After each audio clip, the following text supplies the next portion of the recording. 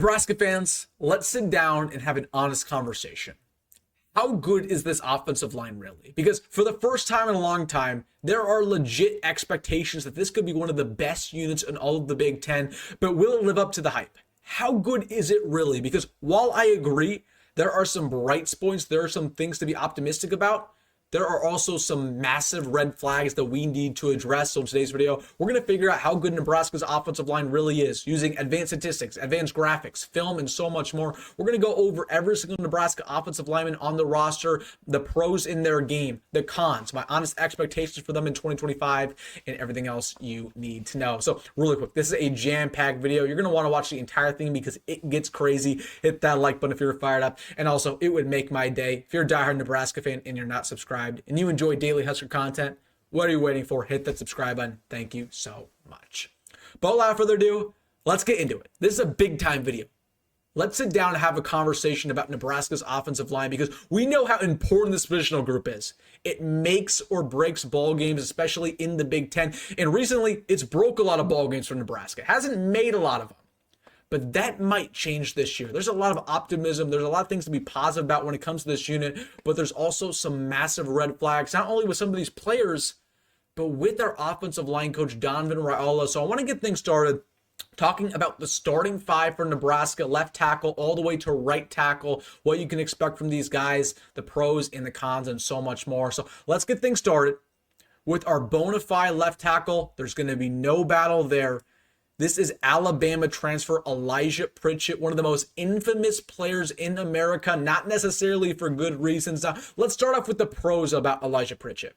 He was a former five-star recruit. Every single offer you can imagine coming out of high school, he was an All-American. He's at 6'6", 310 pounds. All of those 300 pounds are good weight. He doesn't have much fat on him. He looks like a first-round NFL draft pick. When you see him out and about, he looks like he's already in the NFL. He is, just from a look standpoint, unbelievable. He looks like a freak athlete. He looks like a guy who could be an All-American. So that means he has that high potential, right? He has the potential to be a very, very good player for Nebraska. He was actually pretty solid in the running game last year for Alabama. He has pretty decent footwork in that department, really good drive, really long arms. He checks a lot of boxes. Okay, you don't really have to be concerned about his potential because you know if Elijah Pritchett, if you know if he lives up to the potential that he has, he will be a first-round draft pick. He will be a guy that's going to be playing on Sunday. So I'm not really worried about that when it comes to Pritchett, but just look at the stats from last season.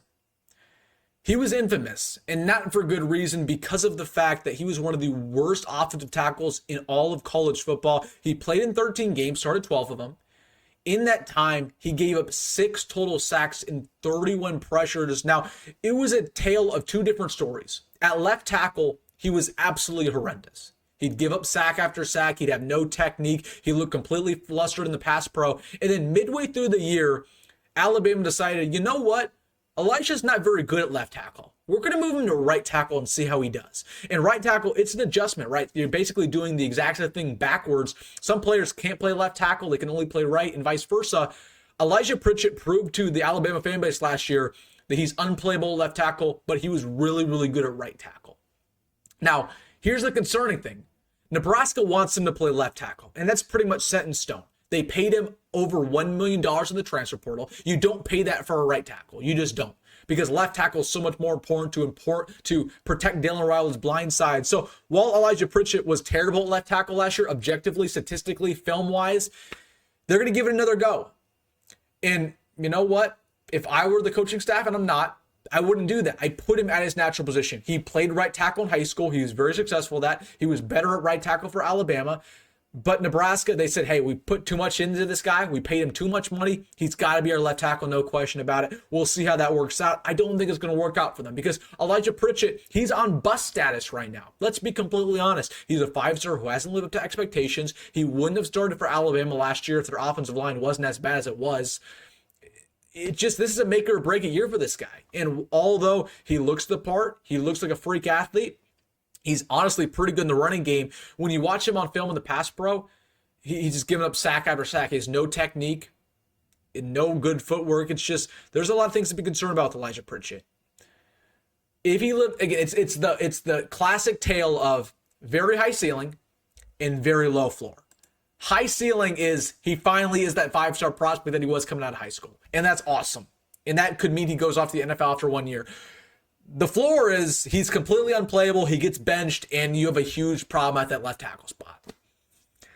We're putting all our chips into one guy. We paid him a lot of money. Let's see if it works out. Let's hope that Donovan Raiola can develop him at a high level. Then onto left guard, a guy who I'm not really that worried about compared to Elijah Pritchett. You already know who this is. Rocco Spindler, transfer from Notre Dame, senior, 6'5", 325 pounds, played in 16 games for the Irish last year, every single one in the national championship, started 15 of those, gave up 0 sacks on the year, 10 pressures, overall earning him a B+ grade. So Rocco Spindler, he was really solid. He was really solid, not only a pass pro, but he was pretty dominant in the running game. Now, is he a future first-round NFL draft pick? Absolutely not. He's just not. He's probably going to be a third-round pick at best. If everything goes right for him, he's going to be a third or fourth rounder. But he doesn't need to be elite. He just needs to be a leader on this offensive line, a guy who holds things down, a guy who can be our signal caller, give up, basically less than 1 pressure a game, really be dominant in the running game. If he can do that, that's all we really need. Okay, we don't need a first-round guard. I'd rather have a first-round tackle every single day of the week, but Rocco Spindler, somebody who is very, very solid, is going to be in the NFL, but not necessarily a guy you're going to pencil down as being really the cornerstone all Big Ten player that you're really expecting. Now, Nebraska, they also paid him a lot of money, so they're expecting him to potentially take that big jump. Notre Dame fans, they were kind of critical of Rocco Spindler. They weren't really mad when they saw him go just because he wasn't the most talented player in the world, but I will say this about him. Again, when he got on the field, he was very productive. And there's a reason he started 15 of those ball games because, a guy got injured, and he stepped up and he made the most of his reps, but he did get benched a couple of times throughout his career. So overall, the stats are really good. The pass pro saw, the running game's even better. Hopefully he can take another big jump, become a leader on this offensive line. Probably the best player on this offensive line that we'll talk about. Then at the center position, somebody who I think is going to take a big jump for Nebraska this year. This is Justin Evans. Now, somebody who's played both guard and center throughout his career, started the majority of games last year at left guard. He's moving back into his natural position of center. And he was, once again, very, very good last year. Gave up 10 pressures, 0 sacks on the season. Played in 13 games, started in all 13 of those, 6'1", 350 pounds. He is the only player in Nebraska football history to start every single game as a non-senior. So Justin Evans is somebody who, honestly, very, very developed in the pass pro. One of the best pass pro guards we've seen by the Big Red in the past decade. But there's a big caveat.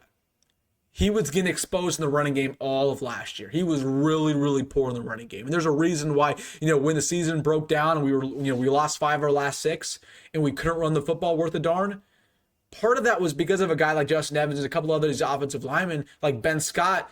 They just weren't holding their own in the running game. And they weren't giving guys like Emmett Johnson or Dante Dowdell a hole to run through. So that's the main thing I'm looking at for Justin Evans. I feel good about him as a signal caller. I feel good about him as a leader. I feel great about his pass pro ability, but can he take that big step in the running department? Because that's really the main thing that's holding him back. Now, he put in a lot of good weight once again this offseason from a physicality standpoint. He's the best he's ever been. Just hoping he can develop in the running game. That's the only thing that I'm concerned about when it comes to Justin Evans. But I think it's going to be a solid center. I think it's going to be an upgrade from Ben Scott. Just to recap things so far, left tackle is a big concern. We upgraded at left guard. We upgraded at center. Let's see if we upgrade at right guard now. This is Henry Lutovksy. So Lutovksy had a very solid year last year, 6'6", 320 pounds. Somebody who's been with Nebraska for a very long time now, just waiting for his time. And his time finally came. Played in 13 games. He gave up 3 sacks on the year, about 18 pressures. Now, overall, Henry Lutovksy, again, just very solid. Now, he didn't blow you away with anything. His pass pro was not very phenomenal, but it was really his running game there. He really held it down. He's a freak athlete, a guy who's very strong, probably the strongest offensive lineman on this team when it comes to just pushing the most weight. This is somebody who, honestly, I love coming out of high school. I think if everything works out with Henry Lutovksy this year and he can finally stay healthy, he could be an NFL draft pick, but he just got to pull it together in the pass pro. But the running game, man, he is dominant, really, really, really dominant. Hopefully he can make up for Justin Evans on his left-hand side and kind of help him out a little bit if Justin Evans struggles in that running department. So Henry Lutovksy, feel good about him starting at right guard, pretty much no question there. He did get injured at the end of last season. So again, hopefully he's back to 100%, doesn't really have any troubles in rehab, but he should be very, very solid for Nebraska once again. And last but not least, at right tackle, this is pretty much the only battle on Nebraska's offensive line. You basically have three guys competing for it. You have Teddy Prochazka, you have Gunnar Gottula, and you have Turner Corcoran. I believe it's going to be Teddy Prochazka. From all the nuggets that I've heard, the coaching staff has a lot of confidence about this guy. Now, of course, Teddy Prochazka missed all of last year with an ACL tear right before the season. He's listed at 6'10", about 315 pounds. Now, there's two things when it comes to Teddy. Number one, it's the injuries, right? This dude has never finished an entire season of his career. In 2021, he had a season-ending injury. In 2022, season-ending injury. 2023, season-ending injury. Same deal in 2024.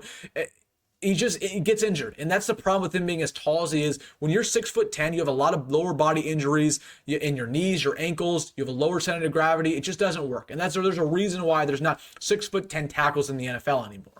So that's a big problem when it comes to Teddy Prochazka. Can he actually stay healthy? But here's the caveat.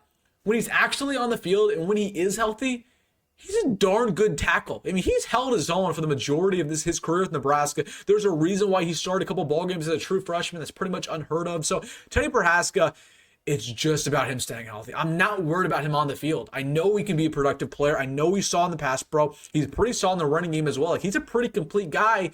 We've just never seen him with a full offseason and a full year under his belt. I think if he has a full year healthy, he could be an all Big Ten type of player. Okay, there's not a bunch of flaws in his game. He has long arms. He has good drive, a good motor, good build on him. He has some solid technique in the pass, bro. He's a leader. So, I'm not worried about him on the field. It's just about off the field.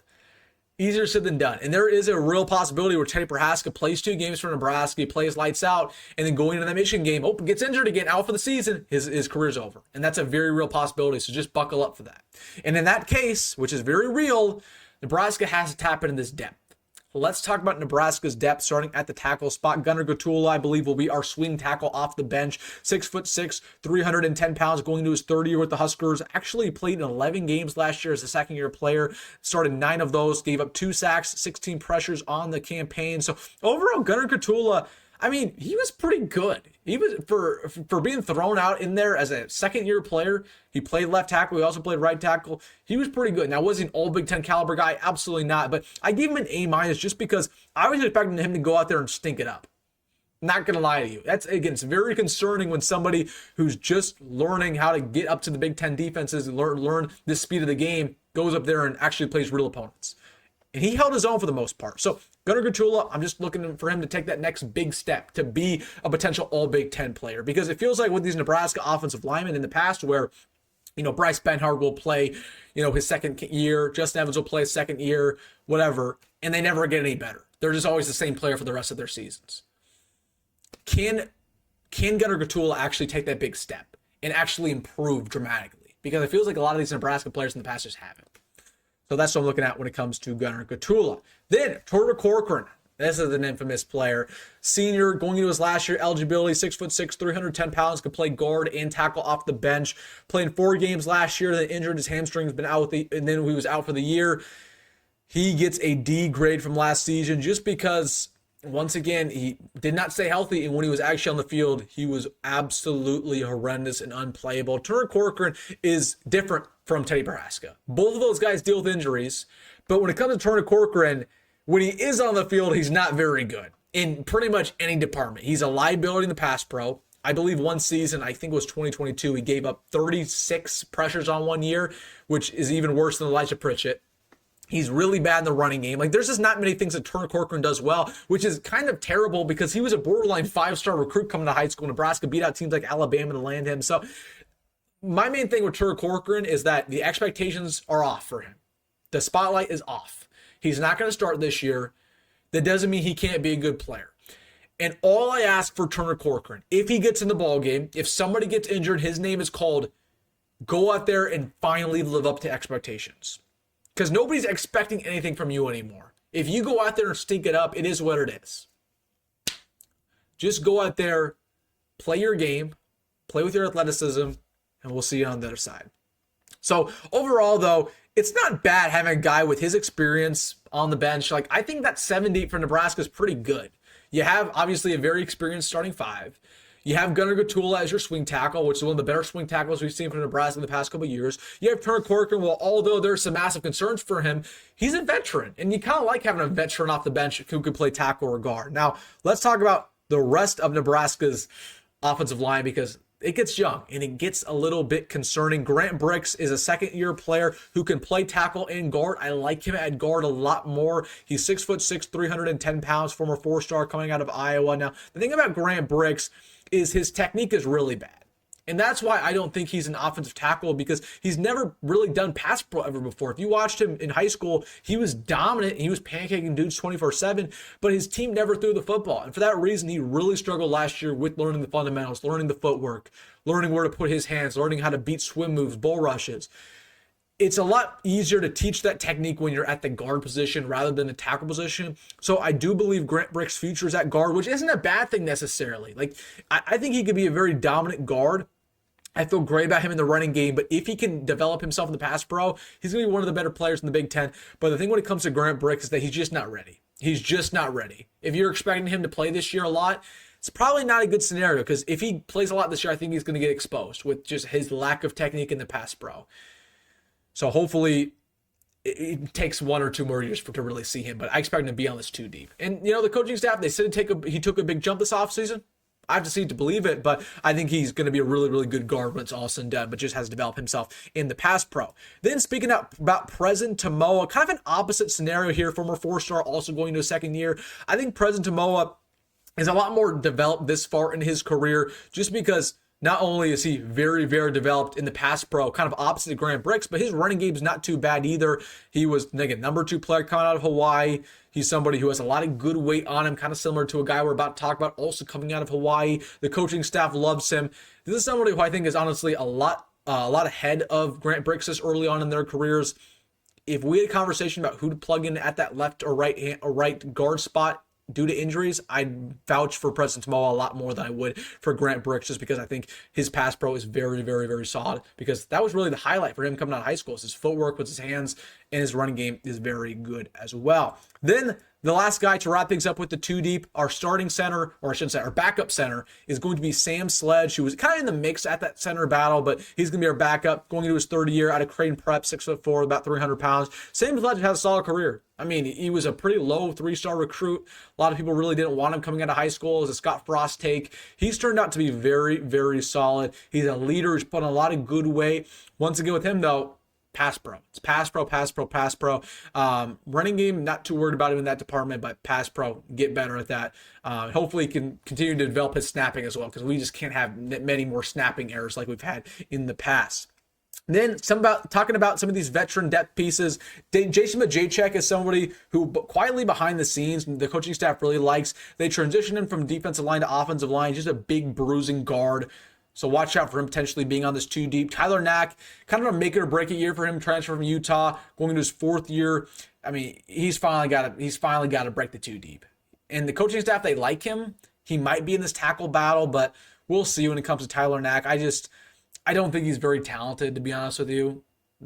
I don't think he's talented enough to be a starting Big Ten tackle. He could be a solid swing tackle maybe this year for Nebraska off the bench, but if this guy's starting ball games for you, you probably have a big issue. And that might happen if Teddy Nebraska goes down with injury, or if Elijah Pritchett has some issues. And then Brock Knutson, somebody who's also took a big jump. That's an in-state guy coming out of Scotts Bluff. We'll see if he actually gets on the field. But once again, the coaching staff, they were hyping him up a lot this offseason. Then really quickly, want to gloss over the true freshman, Houston Kaahaaina-Torres. Somebody got to buy stock for. Buy stock for Houston Kaahaaina-Torres. This guy is a freak of nature. Number 3 player coming out of Hawaii in last year's class. Should have been a 4-star guy. 6'3", 280 pounds. He looks like a grown man. This dude does not look like a freshman. I'll just say that. He was training with Ronnie Stanley, NFL Pro Bowler this offseason. He was just lining up, putting up weight in the weight room, lining up in spring balls. So Houston Kaahaaina-Torres, while I don't expect him to play this year, unless you're talking about those first couple games of the year against Houston Christian or against Akron, I think going into year 2, he could be in the mix to start if everything goes right with him, because of how developed he already is, not only the pass pro, but in the running game. And man, he just looks the part. I mean, he looks like a freak Polynesian that we need on this O-line. A couple other guys here, true freshmen, Juju Marks coming in, just got on campus about a week or 2 ago. 6'6", about 300 pounds, coming out of Kansas. Somebody who is pretty athletic, was really, really good on the football field. I just think he really needs to develop his running game. Like, I actually kind of liked him in the pass pro, which is kind of rare coming to high school. Usually they need to develop pass pro because these high school squads run a lot. His pass pro is solid. I mean, he's very athletic, which is something that translates when you're backpedaling, when you're using your feet, when you're using your hands. But I just don't know if he's necessarily that big bruiser run stopper yet that we kind of need him to be, especially when you're running vertically. So probably won't see him for a couple years. Probably going into year 3, you might see him. Then Brian Tapu is somebody who is a very high ceiling, low floor type of guy. Best case with Brian Tapu, he's a first round draft pick. Worst case with Brian Tapu, you never see him play it down. That's just the case with him. Now, this is a guy coming out of New Zealand. He's still learning how to play football. He's 6'7", 300 pounds. I mean, he's just pancaking dudes all over his film. The thing about Brian Tapu, though, is that because he's still learning how to play football, he had no technique whatsoever. He had no idea what he was doing out there. He was just going out there trying to hit people. And he was so dominant at it because of how strong and how big he is. But, I mean, Nebraska's coaching staff, they basically got to teach him from day one, from ground zero, what's going on. So he could be, we've seen a lot of polishing players come in here and not really know how to play football and then turn out to be first round picks all the time. We see it happen all the time. He could be one of those guys, or he could just never play. We'll see. We will see. But again, high ceiling, low floor. Last but not least, Shawn Hammerbeck, 4-star coming out of South Dakota, complete riser throughout the recruiting rankings. Nebraska got him very early on, 6'6", about 270 pounds. A guy who very, very good in the running game. Honestly, pretty athletic, played basketball as well.